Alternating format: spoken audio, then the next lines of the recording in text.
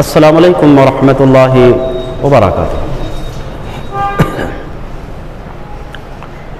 ان الحمد للہ نحمده ونستعینه ونستغفره ونؤمن به ونتوکل علیہ ونعوذ باللہ من شرور انفسنا ومن سیئات اعمالنا من يهده الله فلا مضل له ومن يضلل فلا هادي له ونشهد ان لا اله الا الله وحده لا شريك له ونشهد أن محمدًا عبده ورسوله يا أيها الذين آمنوا اتقوا الله حق تقاته ولا تموتن إلا وأنتم مسلمون يا أيها الناس اتقوا ربكم الذي خلقكم من نفس واحدة وخلق منها زوجها وبث منهما رجالا كثيرا ونساء واتقوا الله الذي تساءلون به والأرحام إن الله كان عليكم رقيبا يا أيها الذين آمنوا اتقوا الله وقولوا قولا سديدا يصلح لكم أعمالكم ويغفر لكم ذنوبكم ومن يطع الله ورسوله فقد فاز فوزا عظيما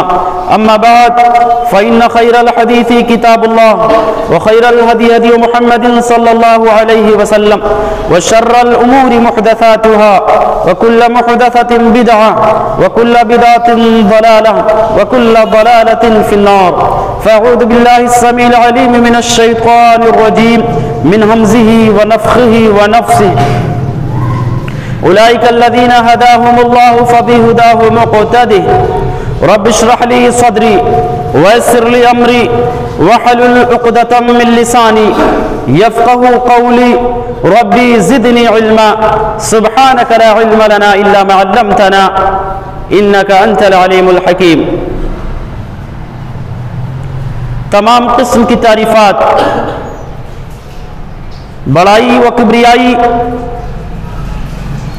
مالک انس و جاں کے لیے لائق اور سزاوار ہے، جو اس کائنات اور کائنات کل کا مربی و پالنہار ہے۔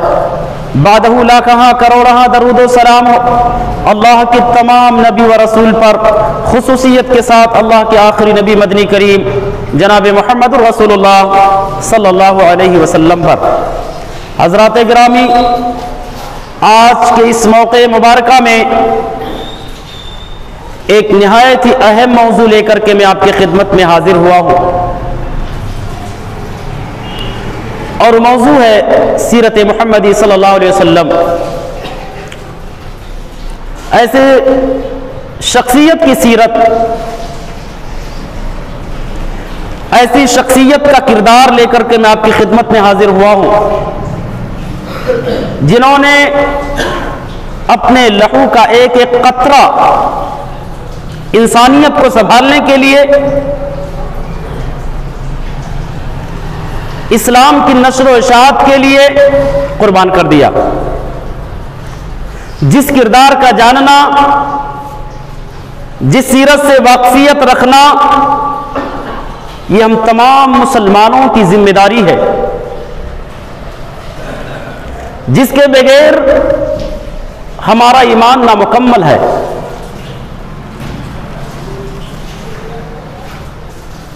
حضرات، سوال یہ پیدا ہوتا ہے کہ ہم سب کے لیے اس کا جاننا آخر کیوں ضروری ہے؟ کیا وجہ ہے؟ اس کے بہت سارے وجوہات ہیں، بہت سارے اسباب ہیں۔ جو لوگ حالات پر کڑی نظر رکھتے ہیں، جنہیں حالات سے آگاہی ہے، وہ اس بات سے اچھے طرح سے واقف ہیں کہ یہ دور فتنوں کا دور ہے۔ حالات نہایت ہی خطرناک ہیں، نہایت ہی ناگفتگو ہیں، اور ایسے ناگفتگو حالات میں دشمنان اسلام کے جانب سے پیارے نبی جناب محمد رسول اللہ صلی اللہ علیہ وسلم کی شخصیت پر کیچڑ اچھالے جا رہے ہیں۔ آپ کی سیرت پر کبھی کارٹون بنایا جا رہا ہے، کبھی آپ کو دہشت گرد اور ٹیررسٹ قرار دیا جا رہا ہے، کبھی آپ پر طرح طرح کے الزامات عائد کر کے آپ کو بدنام کرنے کی، آپ کی شخصیت کو، آپ کے سیرت مطہرہ کو، آپ کے اخلاق حسنہ کو مجروح کرنے کی، داغدار بنانے کی کوششیں کی جا رہی ہیں۔ ایسی حالت میں ہم تمام مسلمانوں کی ذمہ داری بنتی ہے کہ ہم سب مل کر کے بغیر مکتب فکر کے، اختلاف کے، آپ صلی اللہ علیہ وسلم کا دفاع کریں۔ لیکن یاد رکھنا، آپ کی سیرت کو جانے بغیر آپ کا دفاع کرنا ناممکن ہے، پھنس جائیں گے۔ یہ جو اعتراض کرنے والے ہیں، اسلام کی بغاوت کرنے والے ہیں، اسلام سے دشمنی کرنے والے ہیں، یہ جو معترضین ہیں، اگر یہ آپ سے اعتراض کر دیں کہ آپ کے نبی نے 10 سالہ مدنی زندگی میں 80 سے زائد جنگیں لڑی ہیں، وہ ٹیررسٹ تھے، وہ دہشت گرد تھے، وہ انسانیت کے قاتل تھے، مسلمانوں یہاں اتنے مسلمان بیٹھے ہوئے ہیں، آپ بتاؤ ہمارے پاس اس اعتراض کا کیا جواب ہوگا؟ ہم اس اعتراض کا دفاع کیسے کریں گے؟ ہم کیا جواب دیں گے؟ کوئی جواب نہیں ہوگا، ہمارے پاس کوئی جواب نہیں ہوگا۔ آپ یہی کہیں گے نا کہ دین کو پھیلانے کے لیے نبی نے جنگیں لڑی، نعوذ باللہ، آپ نیچے ہو جائیں گے، آپ فیل ہو جائیں گے۔ یہ جواب نہیں ہے۔ تو ہمارے اور آپ کے لیے سیرت کا جاننا اس لیے ضروری ہے تاکہ ہم جب نبی کی سیرت کو پڑھیں گے تو معترضین کے اعتراض کا ہم تسلی بخش جواب دے پائیں گے، اور آپ پر ہونے والے حملوں کا دوراندیشی کے ساتھ، دانشمندی کے ساتھ دفاع کر پائیں گے۔ پہلی وجہ یہ ہے۔ اسی طریقے سے اس کی بنیادی وجوہات میں سے ایک وجہ یہ بھی ہے کہ ہم اور آپ علیہ الصلوۃ والسلام کے امتی ہیں۔ امتی ہونے کے ناحیے سے ہمارے اور آپ پر ہم پر جو ہے فرض ہے کہ ہم آپ سے محبت کریں، اور آپ سے محبت کیے بغیر ہم مسلمان نہیں ہو سکتے۔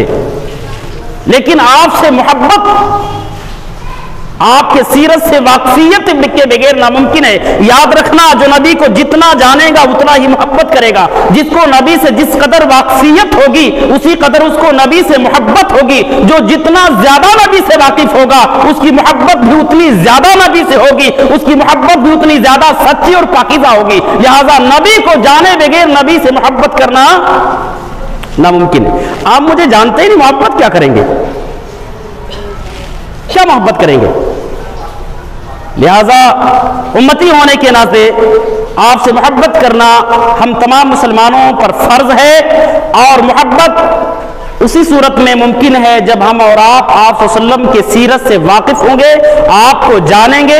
جتنا زیادہ جانیں گے اتنا ہی زیادہ آپ سے محبت کر پائیں گے، اور جتنا کم جانیں گے آپ کی محبت بھی اتنی ہی کم ہوگی۔ اور حضرات، اس کے بنیادی وجوہات میں سے سیرت کا جاننا اس لیے بھی ہمارے اور آپ کے لیے ضروری ہے کہ آپ صلی اللہ علیہ وسلم کی زندگی، آپ صلی اللہ علیہ وسلم کی حیات طیبہ میں رونما ہونے والے واردات، واقعات، ہم مسلمانوں کو کیا پیغام دیتے ہیں، ہمیں کیا نصیحت کرتے ہیں، آپ کی زندگی میں ہمارے لیے کیا نصیحتیں ہیں، کیا پیغامات ہیں، کیا میسیجز ہیں، جب تک ہم پڑھیں گے نہیں، جانیں گے نہیں۔ اور حضرات، اس لیے بھی ضروری ہے سیرت کا جاننا، اور یہ بنیادی وجوہات میں سے ہے کہ ہماری جو نئی نسل ہے، بالخصوص یہ نوجوانوں کا جو طبقہ ہے جو اسکولوں میں اور کالجوں میں پڑھ رہے ہیں، اگر آپ ان کا جائزہ لیں گے، یقین مانو رونگٹے کھڑے ہو جائیں گے۔ نوجوانوں کی ٹیم ایک تشکیل دی جائے، گروپ تشکیل دی جائے، اکٹھا بٹھایا جائے اور اس گروپ سے پوچھا جائے اپنے نبی کے بارے میں کیا جانتے ہو، نبی کی زندگی کو کتنا تم نے پڑھا ہے، کتنا تم جانتے ہو، میں پورے گارنٹی کے ساتھ کہتا ہوں، یقین کے ساتھ کہتا ہوں کہ نبی کے نام سے بھی برابر واقف نہیں ہوں گے، الا ماشاءاللہ۔ نبی کا نام بھی برابر نہیں بتا پائیں گے۔ نبی کے صحابہ کے بارے میں پوچھا جائے، نہیں معلوم ہے۔ جبکہ انہی نوجوانوں سے اگر کیا فلمی دنیا کے اداکاروں کے بارے میں پوچھا جائے، کھلاڑیوں کے بارے میں پوچھا جائے، دیگر شخصیتوں کے بارے میں پوچھا جائے، تو پوری تفصیل کے ساتھ یہ لوگ بتائیں گے کہ فلاں کھلاڑی، اس کا پورا بایو ڈاٹا، اس کی پوری تفصیل کھول کر کے رکھ دیں گے۔ کسی بھی فلمی اداکار کے بارے میں، کسی بھی کھلاڑی کے بارے میں پوری تفصیل ہم جانتے ہیں، لیکن افسوس، سب افسوس کہ ہم اپنے نبی کے بارے میں نہیں جانتے ہیں، اپنے نبی کے صحابہ کے بارے میں نہیں جانتے ہیں۔ آپ غور کرو کہ وہ قوم، جس قوم کا نوجوان اپنے نبی کے نام سے بھی ناواقف ہو، اپنے نبی کے رفقا سے بھی ناواقف ہو، اپنے نبی کے صحابہ کو نہ جانے، ان سے متعارف نہ ہو، آپ بتاؤ کہ وہ قوم کیسے کامیاب ہو سکتی؟ اس دنیا میں بھی اور آخرت میں بھی وہ قوم کیسے کامیاب ہو سکتی ہے، اور اللہ کی پکڑ سے، اللہ کے عذاب سے وہ کیسے بچ سکتی ہے، جسے رب کبریا نے سب سے بہتر امت قرار دیا؟ امت محمدیہ کو یہ اعزاز حاصل ہے۔ قرآن مقدسہ نے یہ اعلان کیا کہ امت محمدیہ کو یہ کہا کہ تم کو ہم نے تمہارا انتخاب کیا ہے، تم کو ہم نے چنا ہے دنیا والوں کے لیے، دیگر قوموں کے لیے۔ اتنا بڑا اعزاز ملنے کے بعد، اور وہ اعزاز جو ہمیں ملا اللہ کے نبی جناب محمد رسول اللہ صلی اللہ علیہ وسلم کی وجہ سے، آپ سے وہ اعزاز ہمیں ملا۔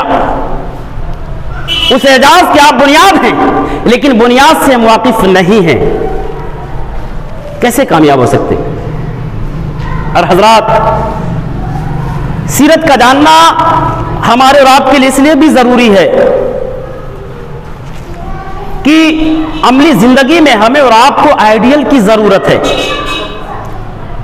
ایک انسان کو اچھا انسان بننے کے لیے نمونے کی ضرورت ہوتی ہے، کیونکہ اگر اس کو کوئی بات کہا جائے تو الفاظ کا اثر اس پر اتنا نہیں ہوتا ہے جتنا کہ وہ پریکٹیکل لائف کو دیکھ کر کے، عملی زندگی کو دیکھ کر کے متاثر ہوتا ہے۔ یعنی اگر کسی کے زندگی میں کسی کو کوئی عمل نظر آتا ہے عملی طور پر، تو انسان اس عمل کو دیکھ کر جتنا سیکھتا ہے اتنا الفاظ سے وہ آدمی نہیں سیکھ پاتا ہے۔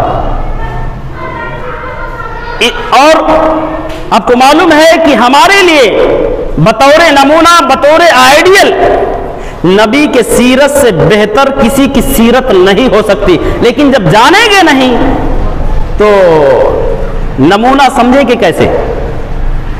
نبی کو جب جانیں گے نہیں، نبی کی سیرت سے جب واقف نہیں رہیں گے تو نمونہ بنائیں گے کیسے، آئیڈیل بنائیں گے کیسے، اور سمجھیں گے کیسے؟ معزز سامعین، میں آپ کو بتاؤں، اس نمونے کی ضرورت صرف ہمیں نہیں ہے، اس نمونے کی ضرورت ہمارے اور آپ کے آخری پیغمبر جناب محمد رسول اللہ صلی اللہ علیہ وسلم کو بھی تھی۔ آئیڈیل کی ضرورت تھی، آپ کو نمونے کی ضرورت تھی۔ آپ نے جب جو ہے عملی زندگی میں قدم رکھا، دعوتی میدان میں، دعوتی مشن میں جب آپ نے قدم رکھا تو آپ نے یہ ضرورت محسوس کی کہ آپ کے سامنے کچھ پاکیزہ شخصیتوں کی سیرتیں بیان کی جائیں، کچھ نبیوں کے واقعات کا تذکرہ کیا جائے۔ اسی لیے اللہ تبارک و تعالیٰ نے آپ کے لیے بطور آئیڈیل، آپ کے لیے بطور نمونہ گزشتہ نبیوں کو رب العالمین نے قرآن مقدس کے اندر مختلف مقامات پر ذکر کیا، اور بار بار ذکر کیا، چونکہ آپ کو آئیڈیل اور نمونے کی ضرورت تھی۔ اللہ رب العالمین نے تقریباً سورۃ الانعام کے اندر آیت نمبر 91 میں، سورۃ الانعام آیت نمبر 91 میں اللہ تبارک و تعالیٰ نے غالباً اس سے پہلے تقریباً 18 نبیوں کا ذکر کیا۔ آیت نمبر 91 سے پہلے 18 نبیوں کا ذکر کرنے کے بعد اپنے نبی کو مخاطب کر کے کہا، اولئک الذین ھداھم اللہ فبھداھم اقتدی۔ اے میرے پیغمبر، یہ وہ شخصیتیں ہیں، یہ وہ پاکیزہ ہستیاں ہیں جنہیں ہم نے ہدایت دی، لہذا آپ ان کے روش پر چلیے، آپ ان کے راستے پر چلیے، آپ ان کے ڈگر پر چلتے رہیے۔ دوسری جگہ پر اللہ رب العالمین نے ارشاد فرمایا، وَكُلًّا نَقُصُّ عَلَيْكَ مِنْ أَنْبَاءِ الرُّسُلِ مَا نُثَبِّتُ بِهِ فُؤَادَكَ۔ اے میرے پیغمبر، میں گزشتہ رسولوں کے واقعات آپ کے سامنے ذکر کرتا ہوں، جن واقعات کے ذریعے سے آپ کے دل کو مضبوط کرتا ہوں، جن واقعات کے ذریعے سے آپ کو ثبات قدمی عطا کرتا ہوں، آپ کے دل کو ثبات قدمی عطا کرتا ہوں۔ تو گزشتہ نبیوں کے واقعات کو رب العالمین نے ہمارے اور آپ کے آخری پیغمبر جناب محمد رسول اللہ صلی اللہ علیہ وسلم کے لیے بطور نمونہ، بطور آئیڈیل ذکر کیا۔ آپ جب مدنی زندگی میں، آپ نے جب مکی زندگی میں دعوتی کام شروع کیا تو آپ یہ سوچ کر کے بہت زیادہ غمگین ہو جاتے، بہت زیادہ رنجور ہو جاتے کہ آپ کو ستانے والے، آپ سے دشمنی کرنے والے آپ کے اپنے آپ کے خلاف سازشیں کرنے والے، بغاوت کرنے والے خود آپ کے اپنے تھے، آپ کو جان سے مارنے کے لیے دھمکی دینے والے، پلان کرنے والے آپ کے اپنے سگے تھے اور کوئی دوسرا نہیں، آپ کا سگا چچا ابو لہب تھا، آپ کی سگی چچی جو ہے ام جمیل تھی۔ اب بہت زیادہ اس معاملے کو لے کر کے فکر مند رہتے تھے، غمگین ہو جاتے تھے۔ اللہ تبارک و تعالیٰ نے سورہ یوسف کو اس موقع پر نازل کیا، حضرت یوسف علیہ السلام کے واقعے کا ذکر کیا کہ اے نبی، آپ کو اپنوں کی طرف سے تکلیف پہنچانے کا جو سلسلہ ہے، آپ کو اپنوں کے جانب سے ظلم ڈھانے کا جو آپ پر یہ سلسلہ چل رہا ہے، یہ تکالیف کے سلسلے جو ہیں کوئی نئے نہیں ہیں، یہ بہت پرانے ہیں۔ آپ سے پہلے جو انبیاء گزر چکے ہیں ان کے ساتھ بھی ایسے واردات ہوئے ہیں، ان کے ساتھ بھی ایسے معاملات پیش آئے ہیں، لہٰذا اے میرے نبی آپ کو غمگین ہونے کی ضرورت نہیں ہے۔ آپ حضرت یوسف کے واقعے کو یاد کرو، ان کے والدین سے دور کرنے والے، انہیں گھسیٹنے والے، گھر سے بے گھر کرنے والے، کنویں میں دھکا دے کر کے گرانے والے کوئی دوسرے نہیں تھے، ان کے اپنے سگے بھائی تھے۔ اللہ کے نبی جب حضرت یوسف علیہ السلام کے واقعے کو پڑھتے تو آپ کو قلبی اطمینان حاصل ہوتا، آپ کو سکون ملتا حضرت یوسف کے واقعے کو پڑھ کر کے۔ آپ کے اپنے تو آپ علیہ السلام کو بھی اس چیز کی ضرورت تھی، آئیڈیل کی ضرورت تھی زندگی گزارنے کے لیے۔ اسی طریقے سے یہ ہجرت کا واقعہ، ہجرت کا زمانہ جس طرح سے قریب آتا گیا، ایام ہجرت قریب آتے گئے، تو اللہ تبارک و تعالیٰ نے آپ کو تسلی دینے کے لیے بطور نمونہ، بطور آئیڈیل حضرت موسیٰ علیہ السلام کے واقعے کو رب العالمین نے ذکر کیا۔ سورہ قصص کے اندر بڑی صراحت کے ساتھ رب العالمین نے حضرت موسیٰ کے واقعے کو ذکر کیا، جنہوں نے سرزمین مصر سے مدین کی طرف ہجرت کیا۔ اللہ نے بیان فرمایا کہ موسیٰ نے ایسے حالت میں مصر کو چھوڑا، ایسے حالت میں انہوں نے مدین کا رخ کیا جب ان کا دشمن انہیں جان سے مارنے کے لیے، انہیں قتل کرنے کے لیے تلاش رہا تھا۔ لہذا اے پیغمبر، جس وقت آپ بھی ہجرت کے لیے نکلیں گے، آپ کو بھی آپ کا دشمن قتل کرنے کے لیے تلاش رہا ہوگا، لیکن جان لینا جس طرح ہم نے حضرت موسیٰ کو سلامتی کے ساتھ مدین پہنچایا، اے محمد الرسول اللہ صلی اللہ علیہ وسلم آپ کو بھی سلامتی کے ساتھ ہم مدینہ پہنچائیں گے۔ تو حضرات میں یہ کہہ رہا تھا کہ سیرت کا جاننا اس لیے ہمارے آپ کے لیے ضروری ہے کہ ہماری پریکٹیکل لائف میں ہمیں نمونے کی ضرورت ہے، ہمیں آئیڈیل کی ضرورت ہے، اور محمد الرسول اللہ صلی اللہ علیہ وسلم کی سیرت سے بہتر ہمارے لیے کسی کی سیرت آئیڈیل اور نمونہ نہیں ہو سکتی۔ لیکن جب پڑھیں گے کثرت سے تب جانیں گے، اور جب پڑھیں گے ہی نہیں تو جانیں گے کیا؟ حضرات، سیرت محمدی علیہ السلام یہ وہ سیرت ہے جو تاریخ انسانی کی سب سے عظیم انسان کی سیرت ہے۔ نبی کریم جناب محمد الرسول اللہ صلی اللہ علیہ وسلم کی سیرت انسانی تاریخ کی سب سے باکمال انسان کی سیرت ہے۔ آپ علیہ السلام کی سیرت انسانی تاریخ کی سب سے پاکیزہ اور سب سے کامل اور اکمل سیرت ہے۔ آپ کے سیرت سے زیادہ پاکیزہ سیرت، آپ کے سیرت سے زیادہ اکمل سیرت کسی کی سیرت نہیں ہو سکتی۔ جب سے دنیا آباد ہوئی تب سے لے کر کے آج تک، اور آج سے لے کر کے قیامت تک، آپ کی سیرت سے زیادہ پاکیزہ سیرت، زیادہ مکمل سیرت کسی کی نہیں ہو سکتی۔ یہ وہ سیرت ہے جس سیرت نے لاکھوں لوگوں کی سیرتوں کو سنوارا ہے، جس سیرت نے لاکھوں لوگوں کی زندگیوں کو سنوارا ہے۔ لہذا آپ علیہ السلام کی سیرت کامل اور اکمل ہے۔ آپ اسوہ کاملہ ہیں، ہر معاملے میں، ہر میدان میں، ہر ناحیے سے، ہر اعتبار سے آپ علیہ السلام کی سیرت اسوہ کاملہ ہے۔ پیارے نبی جناب محمد الرسول اللہ صلی اللہ علیہ وسلم کی سیرت کی ایک بہت بڑی خصوصیت یہ ہے کہ اللہ تبارک و تعالیٰ نے آپ کے اندر بہت ساری خصوصیات جمع کر دی تھی، بہت ساری خوبیاں رب نے اکٹھا کر دی تھی۔ اور میرا یہ چیلنج ہے کہ تاریخ نے ایسی سیرت نہیں دیکھی ہے بہت سارے مذہبی رہنما آئے، بہت سارے نبی اور رسول آئے، بہت سارے سیاسی لیڈر آئے، بہت بڑی بڑی شخصیتیں آئی، لیکن جتنی تفصیل اور جتنی خوبی، جتنی خصوصیت پیارے نبی جناب محمد الرسول اللہ صلی اللہ علیہ وسلم کے اندر تھی، کسی اور انسان کے اندر ناممکن ہے۔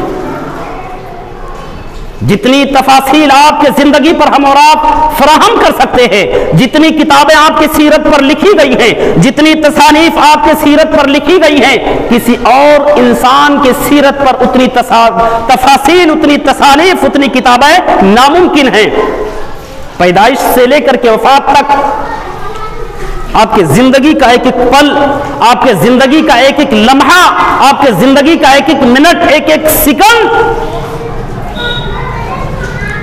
ہمیں اور آپ کو ملے گا۔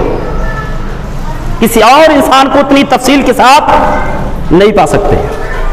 آپ کب پیدا ہوئے، کہاں پیدا ہوئے، آپ کی شکل صورت کیسے تھے، آپ کی رنگت کیسی تھی، آپ کا کردار کیسا تھا، آپ کا گفتار کیسا تھا، آپ جو ہے کس رنگت کے تھے، آپ کی پیشانی کیسی تھی، آپ کے رخسار اور آنکھیں کیسے تھے، آپ کی ناک کیسے تھے، آپ کے ہونٹ اور آپ کی دانتیں کیسے تھے، آپ کے کان کیسے تھے، آپ کا قد کیسا تھا، آپ کتنے لمبے تھے، آپ کتنے پست قد تھے، آپ کتنے موٹے تھے، آپ کتنے گورے تھے، پوری تفاصیل آپ کو احادیث کتب میں ملیں گے۔ اتنی تفاصیل کسی اور انسان کے بارے میں ناممکن ہے۔ اور حضرات، سیرت نبوی جناب محمد الرسول اللہ صلی اللہ علیہ وسلم کا ایک بہت بڑا اعجاز یہ ہے، جو اعجاز رب العالمین نے کسی اور نبی کو نہیں دیا۔ 1,24,000 سے بھی زیادہ انبیاء کرام اس دنیا کے اندر آئے، لیکن جو اعجاز رب نے نبی کی زندگی کو عطا کیا، نبی کی سیرت کو عطا کیا، وہ اعجاز کسی اور کی سیرت کو نہیں ملا۔ اعجاز کیا ہے؟ اللہ رب العالمین نے سورۃ الحجر کے اندر اپنے نبی کی زندگی کی قسم کھائی ہے۔ قوم لوط کے جرائم کا تذکرہ کرتے ہوئے اللہ رب العالمین نے ارشاد فرمایا، لَعَمْرُكَ إِنَّهُمْ لَفِي سَكْرَتِهِمْ يَعْمَهُونَ، اے پیغمبر آپ کے زندگی کی قسم ہے کہ آپ کی قوم جو ہے نشے میں اس قدر چور ہے، بالکل مدہوش ہے نشے میں اور بالکل بہکی جا رہی ہے۔ اس آیت کے اندر اللہ رب العالمین نے اپنے نبی کے سیرت کی، اپنے نبی کے زندگی کی قسم کھائی ہے۔ آپ اندازہ لگاؤ کہ کتنی مثالی ہوگی وہ سیرت، جس سیرت کی قسم رب العالمین کھائے، کتنی مثالی ہوگی وہ زندگی، وہ کردار، وہ کیریکٹر جس کردار کی قسم رب العالمین کھائے۔ حضرات، آپ صلی اللہ علیہ وسلم کے اندر جیسا کہ میں نے کہا رب العالمین نے بہت ساری خوبیاں، اور ہر خوبی کے ہر دو پہلو رب العالمین نے آپ کے اندر اکٹھا کر دیے تھے۔ آپ کے اندر ہر خوبی کے ہر دو پہلو رب العالمین نے اکٹھا کر دیے تھے۔ جیسے کہ ایک انسان اگر وہ باپ کے مقام پر ہے اور وہ دیکھنا چاہتا ہے کہ مثالی باپ کیسا ہوتا ہے، مثالی باپ کیسا ہونا چاہیے، تو وہ آپ صلی اللہ علیہ وسلم کے زندگی کا مطالعہ کرے، آپ کی سیرت کو پڑھے، اس کو آپ کے زندگی میں مثالی باپ نظر آئے گا کہ ایک مثالی باپ کیسا ہونا چاہیے، اس کے اندر کون سی خوبیاں ہونی چاہیے، کون سا کردار ہونا چاہیے، کون سی علامت اور نشانیاں ہونی چاہیے۔ اسی طریقے سے ہمارے ہاں ٹیچر بہت ہیں، اگر آپ یہ دیکھنا چاہتے ہیں کہ ایک مثالی ٹیچر کیسا ہونا چاہیے، تو ہمیں کسی اور اسکولوں کی طرف رخ کرنے کی ضرورت نہیں ہے، کسی اور شخصیت کو دیکھنے کی ضرورت نہیں ہے، ہم اور آپ نبی کی سیرت کا مطالعہ کریں۔ پورے یقین کے ساتھ میں کہتا ہوں آپ کو، آپ علیہ الصلوۃ والسلام کی زندگی میں ایک مثالی ٹیچر، ایک مثالی معلم آپ کو ملے گا کہ ایک مثالی ٹیچر، مثالی استاد کیسا ہونا چاہیے، اس کے اندر کیسی خوبیاں ہونی چاہیے، اس کے اندر کیسی علامتیں ہونی چاہیے۔ اسی طریقے سے اگر آپ شوہر کے مقام پر ہیں، آپ ایک مثالی شوہر دیکھنا چاہتے ہیں، نبی کی سیرت کا مطالعہ کریں۔ اگر آپ پڑوسی کے مقام پر ہیں، مثالی پڑوسی جاننا چاہتے ہیں کہ کیسا ہونا چاہیے، نبی کی سیرت کا مطالعہ کریں۔ اگر آپ حاکم وقت ہیں، مثالی حاکم جاننا چاہتے ہیں کہ اس کے اندر کون سی خوبی ہونی چاہیے، نبی کی زندگی کا آپ مطالعہ کریں۔ انشاءاللہ العظیم آپ کو ساری خوبیاں، وہ ساری علامتیں نظر آئیں گی۔ اور آپ کے اندر جیسے کہ میں نے کہا، ہر دو پہلو رب العالمین نے ہر دو پہلو اکٹھا کر دیے تھے۔ جیسے کوئی انسان اگر بہت زیادہ نرم مزاج ہو، لوگوں سے بہت زیادہ خوش اخلاقی سے ملتا ہو، بہت زیادہ نرم دلی سے ملتا ہو، بڑا ہسمکھ انسان اگر کوئی ہو، تو لوگوں کے دلوں پر اس کا رعب نہیں ہوتا، لوگوں کے دلوں میں اس کا خوف نہیں ہوتا۔ یعنی کوئی انسان اگر ہر کسی سے بہت فری مائنڈ ہو کر کے ملاقات کرتا ہے، فری ہو کر کے ملتا ہے، فری ہو کر کے سب کے ساتھ اٹھتا بیٹھتا ہے، کھاتا پیتا ہے، تو اس انسان کا رعب لوگوں پر نہیں ہوتا۔ اور اگر کوئی روبدار ہو تو وہ ہسمکھ نہیں ہوتا ہے، وہ نرم مزاج نہیں ہوتا روبدار انسان۔ لیکن اللہ رب العالمین نے ہمارے نبی کے اندر، ہمارے رب کے پیغمبر کے اندر یہ دونوں خوبیاں اکٹھا کر دی تھی۔ آپ ملنسار بھی ایسے تھے کہ اگر جماعت صحابہ میں بیٹھے ہوتے، کوئی اجنبی آتا تو وہ پہچان نہیں کر پاتا کہ نبی کون ہے، صحابہ کون ہے۔ آپ اس قدر صحابہ کے ساتھ فری ہو کر کے بات چیت کرتے تھے، اٹھتے بیٹھتے تھے کہ اجنبی انسان کے لیے پہچاننا مشکل ہو جاتا تھا کہ اس میں نبی کون ہے، اس میں امام الانبیاء کون ہے، نہیں پہچان پاتے تھے۔ بعض مرتبہ تو حضرت عمر کو نبی بتا دیا جاتا تھا، بعض مرتبہ کوئی حضرت ابو بکر کو نبی تسلیم کر لیتا تھا۔ اتنی سادگی اور اتنی نرم گفتاری، نرم مزاجی کا یہ عالم تھا۔ اور مسلمانوں، روبدار بھی اتنے زیادہ تھے، روبدار بھی اتنے زیادہ تھے کہ جن کے ساتھ نبی کائنات جناب محمد الرسول اللہ صلی اللہ علیہ وسلم اس قدر فری ہو کر کے ملتے تھے، اٹھتے بیٹھتے تھے، ان کو بھی فری ہو کر کے گفتگو کرنے کی بعض مرتبہ جرات نہیں ہوتی تھی۔ ایک حدیث بڑی پیاری حدیث ہے۔ ایک مرتبہ اللہ کے نبی نے غالباً ظہر یا عصر کی نماز تھی، 4 رکعت والی نماز تھی، 2 رکعت پڑھ کر کے سلام پھیر دیا، 2 رکعت پڑھ کر سلام پھیر دیا۔ سلام پھیرنے کے بعد مسجد نبوی کے برآمدے میں جا کر کے کھڑے ہو گئے۔ صحابہ کرام ایک دوسرے کا چہرہ دیکھ رہے، معاملہ کیا؟ اللہ کے نبی نے 2 رکعت پر سلام پھیر دیا، 4 رکعت والی نماز ہے۔ راوی حدیث بیان کرتے ہیں کہ فیہما ابو بکر و عمر رضی اللہ تعالی عنہما فہابا یکلما، اس مجلس میں ابو بکر بھی بیٹھے تھے، حضرت عمر بھی بیٹھے تھے، لیکن ان دونوں کو بھی جرات نہیں ہوتی تھی کہ اللہ کے نبی سے جا کر کے سوال کر لے، اللہ کے نبی ماجرا کیا ہے؟ آپ نے 4 رکعت والی نماز 2 رکعت پڑھ کر سلام پھیر دیا، ہمت نہیں ہو رہی تھی۔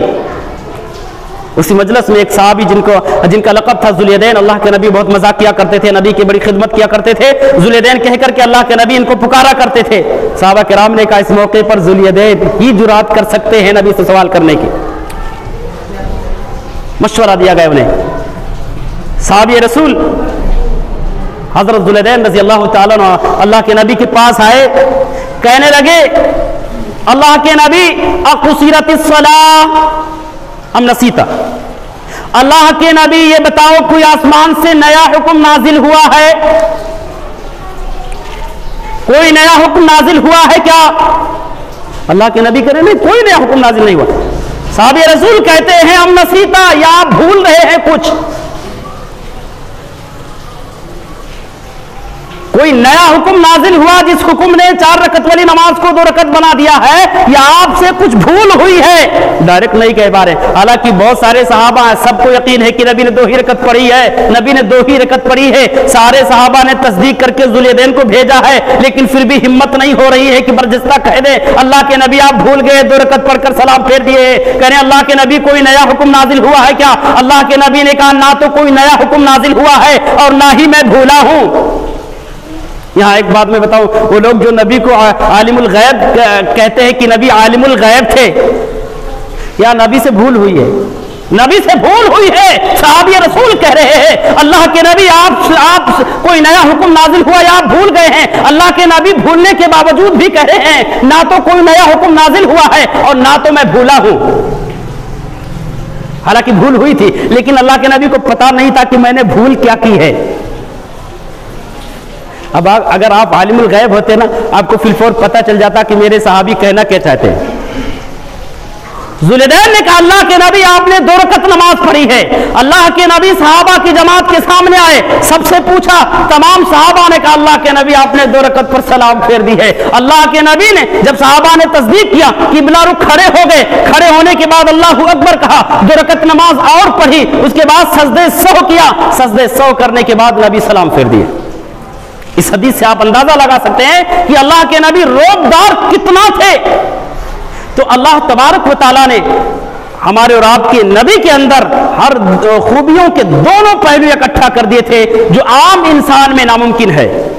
یہ ہمارے اور آپ کے آخری پیغمبر جناب محمد رسول اللہ صلی اللہ علیہ وسلم کی سیرت کی خصوصیت تھی، یہ آپ کے سیرت کا اعجاز تھا۔ اسی طریقے سے ایک اور واقعہ میں بتاؤں کہ جو آدمی بہت زیادہ جری ہو، جو آدمی بہت زیادہ بہادر ہو، جس کے ہاتھوں نے میدان جنگ میں تلواریں چلائی ہوں، آپ سمجھ سکتے ہوں گے کہ وہ آدمی کتنا مضبوط ہاتھوں والا، کتنا مضبوط پاؤں والا، وہ آدمی کتنا مضبوط ہوگا۔ جو آدمی بہادر ہو کتنا مضبوط ہوگا، بہت زیادہ۔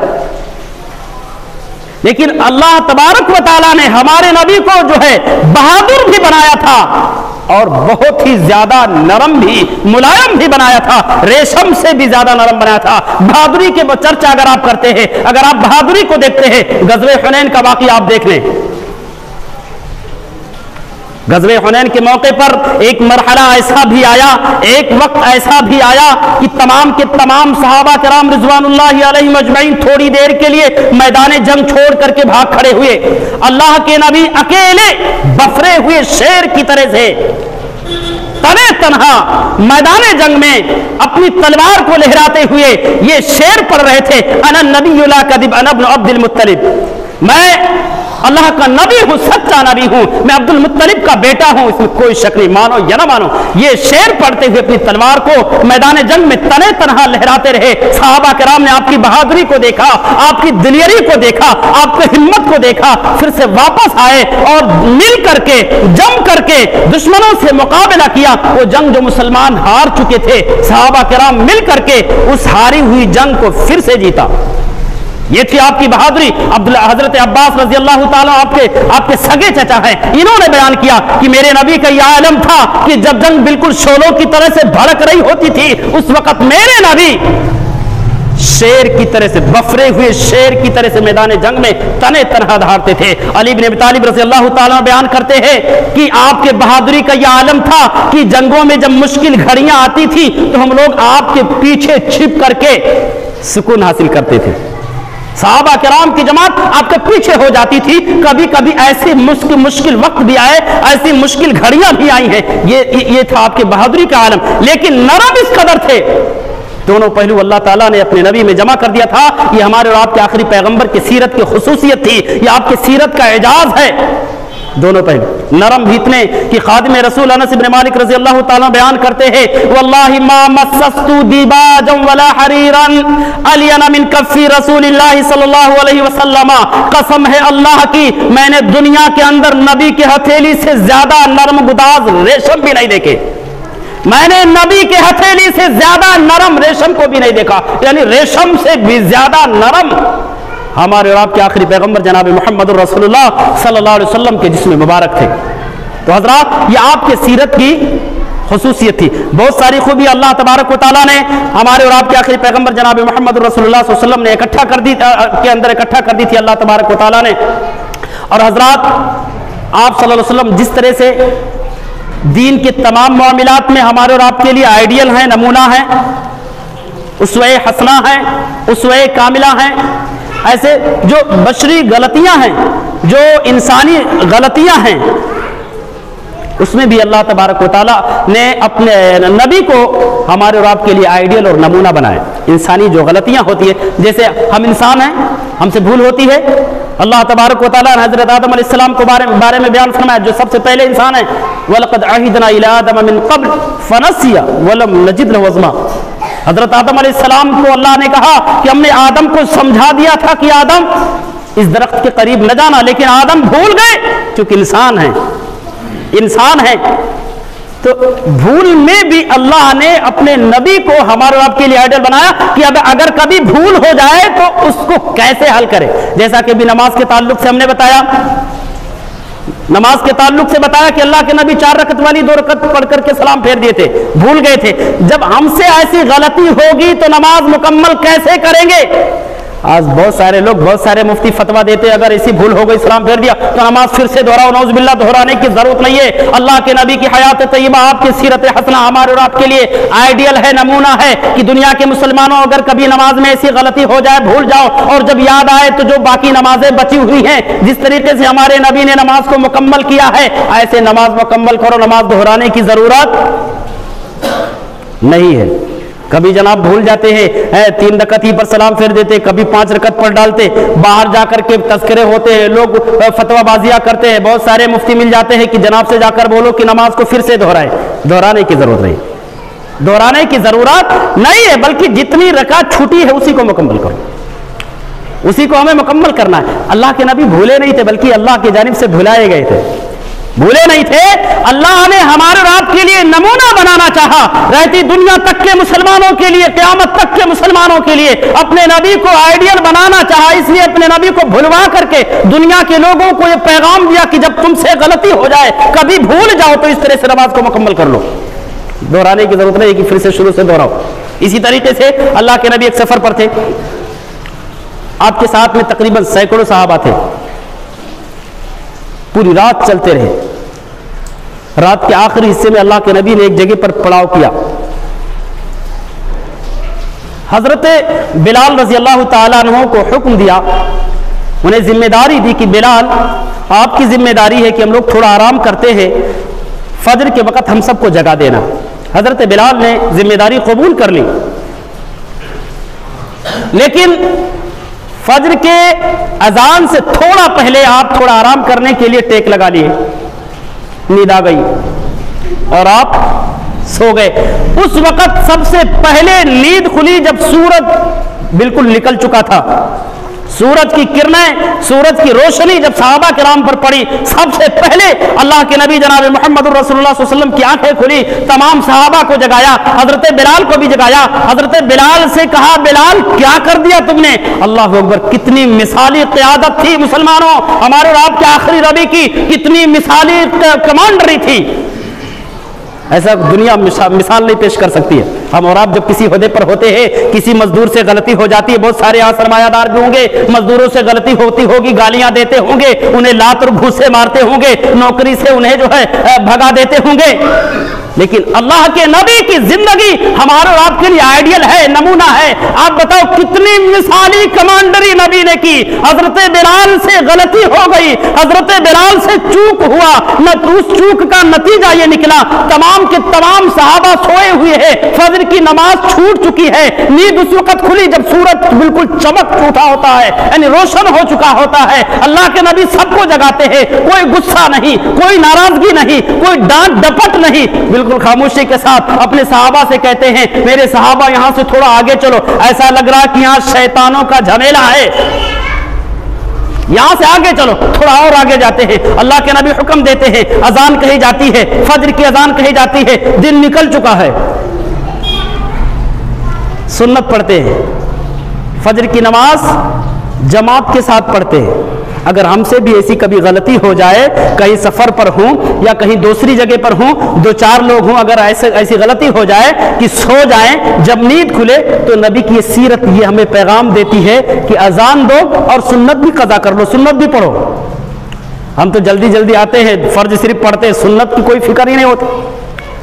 پابندی کے ساتھ نبی نے سنت پڑھا، صحابہ نے سنت پڑھا،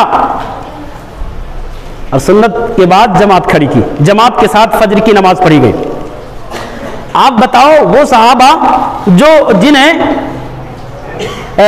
رہبان باللیل و فرسان بالنہار مذہب اسلام نے کہا ہے، یہ جن صحابہ کو رات میں تہجد گزار اور دن میں شہسوار مذہب اسلام نے قرار دیا ہے. رات میں تہجد گزار، پوری رات قیام اللیل میں گزارتے تھے، اللہ سے رونے میں، گڑ گڑانے میں، عبادت میں گزارتے تھے. وہ صحابہ ایک دو نہیں، سینکڑوں کی تعداد میں کسی ایک کی بھی نیند نہ کھلے. پتہ ہے چلا وہ سوئے نہیں تھے، سلا دیے گئے تھے. ہمارے رات کے لیے نمونہ بنانے کے لیے اللہ رب العالمین نے سلا دیا تھا کہ ان کے بعد میں جو آنے والی نسلیں ہیں اگر وہ غلطی کرے تو نبی کی اس سیرت سے، نبی کے اس عمل سے وہ جو ہے اس مسئلے کو حل کر لے جائیں. تو میں یہ کہہ رہا تھا مسلمانوں کی اللہ تبارک و تعالیٰ نے ہمارے اور آپ کے آخری پیغمبر کو صرف نماز اور روزے کے حد تک نہیں، بہت سے دیگر بشری جو خامیاں ہیں، بشری جو غلطیاں ہیں، جیسے بھول کے تعلق سے میں نے کہا کبھی بھول ہو جاتی تھی، کبھی آنکھ لگ جاتی تھی، تو اس میں بھی اللہ تبارک و تعالیٰ نے اپنے آخری پیغمبر کو ہمارے اور آپ کے لیے آئیڈیل اور نمونہ بنایا ہے. تو انشاءاللہ العظیم مزید اس کے آگے ہم اس کا جو تذکرہ کریں گے. ہم اللہ سے دعا کرتے ہیں کہ پروردگارا ہم تمام مسلمانوں کو سیرت مصطفیٰ علیہ الصلوۃ والسلام کو پڑھنے کی، سننے کی، سمجھنے کی اور اپنے زندگی کے تمام گوشوں اور ناحیوں میں فالو کرنے کی توفیق عنایت فرمائے. الہ العالمین ہم تمام مسلمانوں کو سیرت محمدی علیہ الصلوۃ والسلام سے کثرت سے محبت کرنے کی اور کثرت سے اس کا ورد کرنے کی توفیق عنایت فرما. الہ العالمین ہم تمام مسلمانوں کو سیرت محمدی کا اہتمام کرنے کی توفیق عنایت فرما.